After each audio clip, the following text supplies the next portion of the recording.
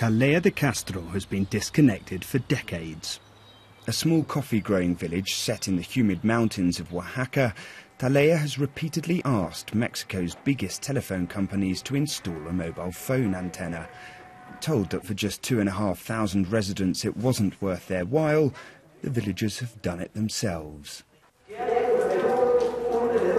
Previously, this was the only way for local people to send out urgent messages.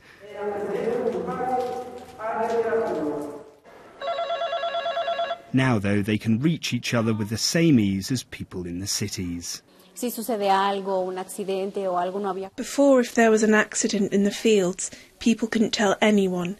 They'd be trapped if the river was high or if they'd been bitten by a snake and couldn't make it back to the village.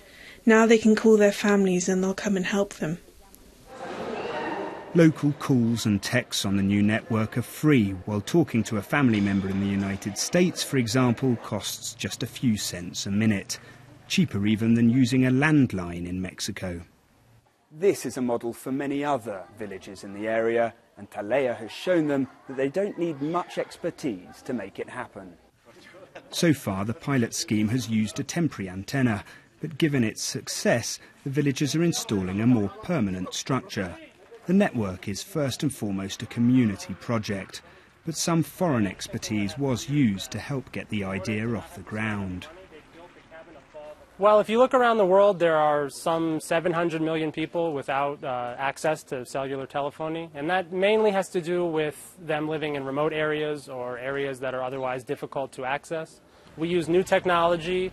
We try to take advantage of local structures, local capacity, in order to provide equipment and services at a much lower cost.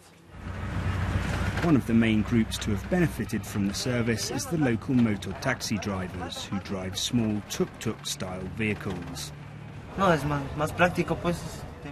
It's easier and more practical now that customers can call us, says 20-year-old Ruben Marcial, who says his income has gone up by a third since the phones were introduced.